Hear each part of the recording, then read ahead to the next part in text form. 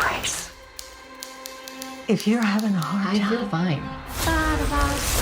What's up, guys? Today we're talking about Die My Love, directed by Lynne Ramsay and written by Enda Walsh, Ramsay, and Alice Birch. Based on a novel by Ariana Harwicz, Grace, Jennifer Lawrence, and Jackson, Robert Pattinson, two physically explosive and intimate lovers, move into a deceased uncle's farmhouse and have a baby. Postpartum depression sets in heavy for Grace as we watch her and Jackson's shared psychosis burn down the world around them. It's a tale with tragic, punchy energy, feeling at times like a frenetic D-beat hardcore punk song before abruptly transitioning into a sad ambient lullaby. Before we go any further, I'm going to go ahead and drop a spoiler warning, so now is your time to pause this video, go watch Die My Love, and then come back and let me tell you how to feel about it. Now, let's get into it.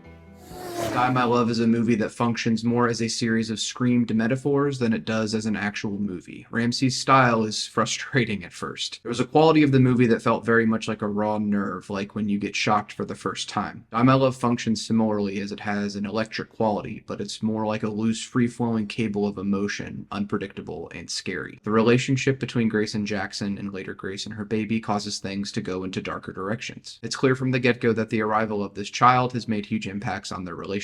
Grace just wants to feel whole and seen again, and Jackson is out working, distracted by affairs. There's a fervent tension between them in every scene they share, even when Grace is alone on screen. Jackson's emptiness is felt. Jennifer Lawrence basically transforms into a new person entirely. I've always found her to have this gleeful sneer in all the performances I've enjoyed from her, this kind of bat out of hell quality that she perfectly owns in Die My Love with biting humor and effervescent depression. It's here where I begin to understand how frightening Lawrence's power as an actor is, and it's key to how unsettling her character is. It's almost in the way she doesn't say things and just performs physically and chaotically to convey grace. This is made evident in an early scene she shares with Nick Nolte's Harry, a man who's clearly suffering from dementia or some kind of mental degenerative disease. A sweet moment where they only make facial expressions to signify how annoying the table of women who grill Grace about the new baby and expectations are. She and Harry say nothing, but their expressions and movements work wonders at conveying communication and genuine connection to the audience. Nolte puts in a warm and tortured performance embodying a decaying mind and the terror of aging. Soft one moment, live wire the next. Grace demands the audience sit with her discomfort and mental illness for a runtime that often feels too long. Finding out Lawrence was pregnant during the filming of the movie amplifies an already authentic character. It's worth stomaching the more blood-curdling sections, such as her difficulties with the family dog, because I understood her depression and the frustration of being unable to control it. There's as much subtlety in the movie as there isn't. Soon after their baby is born, Grace crawls through the brush with a knife towards the infant. She feels just as infantile, and there is much ado about being on your knees or brought to your knees in this movie. Jennifer Lawrence is tremendous in this awards-worthy performance, and I look forward to more roles like this from her. Robert Pattinson certainly matches Lawrence's freak, and he returns to the dirtbag-esque performance he embodied in the Safdie brothers' Good Time. He is so charismatic that I found myself captivated by his reactions to Grace, his excited love, his glee, his pleading, and his guilt. He looks tired, and the movie certainly did me no favors in being excited about becoming a parent at some point in the future. Grace is a force of nature, and Jackson finds it increasingly difficult to get on her level, making her experience even more painful when he is trying to find his own footing. His performance is sometimes more understated than hers, but that's because it has to be. Jackson has to look like a piece of shit, but a piece of shit that's also losing his mind in the wake of a new child. It's a terrific performance, one that uplifts Lawrence's, propelling them both to new career bests. Sissy Spacek as Jackson's mother Pam is a masterful casting. She is the only other woman in the movie to actually get Grace. Grace does a lot of walking with or without the baby. Pam does the same. After Harry dies, she is seen in some gorgeous nighttime photography carrying his shotgun, a fugue state or something, in the wake of grief. In my favorite scene of the movie, one that brought me to tears, Grace cradles Pam's hair, Spacek softly commenting she hasn't had anyone touch or do anything with her hair in ages. Spacek's presence is so comforting and warm in a world of people who come off so judgy, overly bright, and annoying to Grace. She understands her on a visceral level. There's such tenderness in their scenes, only for the movie to shuttle you forward into the tragedy. Spacek is a perfect denizen in Ramsay's nightmare landscape. Her ghostly eyes hold multitudes, the lighting capturing their clairvoyance. Ramsay reunites with cinematographer Seamus McGarvey here, and they work wonders behind the camera. The nighttime photography especially is excellent, a bluish hue bathing Lawrence and the others in woozy light, the only time where they can live within their mental illness and not be shunned. The woods are a huge focal point, and for good reason. While it may be one of the more on-the-nose metaphors for postpartum and getting lost, the woods embody the unknown, and they captured this on screen well too. McGarvey's clever framing, especially the anxiety-inducing static shots in the movie's intro and closer, add a much-needed tension. Fear not, as they are matched by some of the most ethereal and beautiful imagery I've seen on screen this year. Lauren silhouetted in the drapes in her underwear is a transcendent scene, like she is seeing herself for once the way she wishes she could. Immaculate, fairy tale-like conception. The editing and sound mix are fascinating. The movie tends to linger, but when it burns you, it really burns you. There are some frantic cuts to loud music and sound effects, typically involving head trauma, car accidents, or head shattering into glass mirrors. These moments are rattling, and they demand that you feel something, anything, for the characters on screen. Ramsay aches for the audience to scream and shout along with her characters. It's overly taxing, like a crying baby.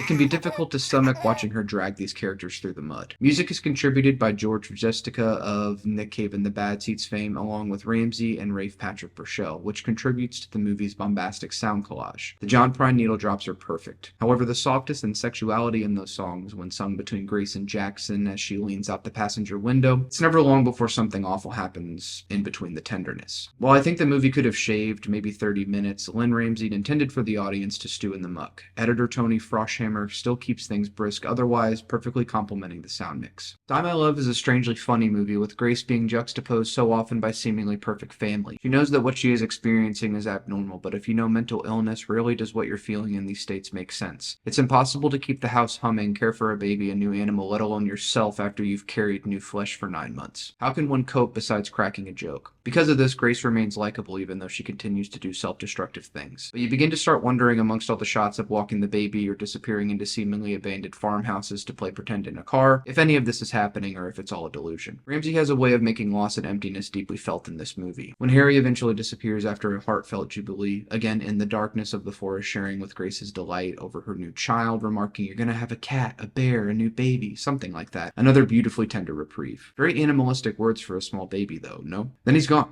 Yet when you follow Grace to Pam's house, his presence is still felt everywhere in the house. When Grace finishes up with Pam upstairs, she remarks upon returning to the baby, "Who moved you? A ghost?" And then it starts to feel like death or open space is just as important as a metaphor, emphasizing the darker punchlines of the movie. There's also the motorcyclist played by Lakeith Stanfield, who barely speaks but appears in sexual fantasies with Grace as she longs for anyone to pay attention to her. She's often seen with her hand on her crotch or aching for sex, but we know that this is something more. It's only a longing to feel like some semblance of herself wasn't robbed by this new child. Stanfield's screen presence is immaculate as always, but the character could be as real as he could be another ghost in Grace's postpartum delusions. I do think the character is real to the world of the movie, but the affair aspect is probably a fabricated source of fantasy and pleasure for a character that seems so numb and troubled. Much of the movie feels purposefully like a long-winded hallucination, and given that Grace is seen multiple times in a rehab or psychiatric hospital, this would be believable. And then there's the dog. Perhaps the most unfortunately powerful metaphor of the movie, Jackson's little mutt that arrives at the house at night, I'm pretty sure, seems like more of something that's happening in their heads than actually real. Pam and the women remark when Grace is first pregnant that Jackson was a screamer as a child. The dog never stops barking, and it is immediately another interruption in their household, which is already deeply troubled. After a blow-up, Jackson forces Grace into the car with the dog, and they end up hitting a horse. I thought for sure the dog would fly through the windshield, but other than some huge welts on Jackson and Grace, the head trauma in this movie, my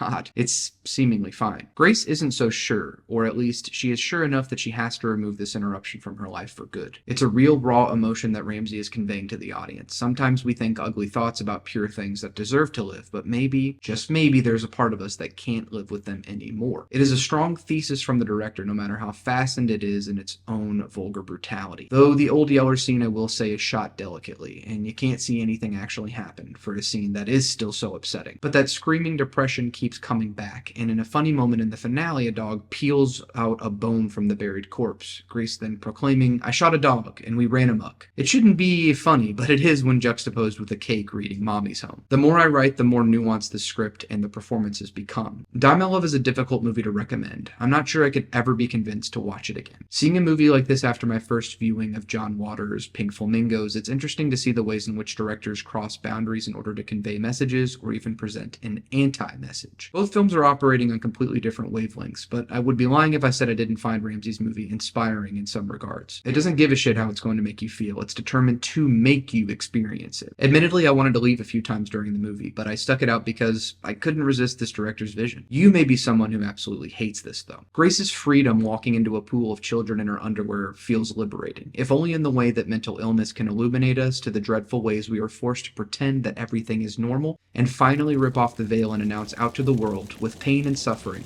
this is all complete horseshit. Let's burn it all down. What did you think of Die My Love? Did you find it emotionally captivating and darkly funny, or a too slow burn that left you feeling anxious and hollow? Leave all the comments below, and before you go, don't forget to like this video and subscribe to the channel for more. I'll leave you with a quote from Kate Chopin's The Awakening. The years that are gone seem like dreams, if one might go on sleeping and dreaming. But to wake up and find, oh, well, perhaps it is better to wake up after all, even to suffer, rather than to remain a dupe to illusions all one's life.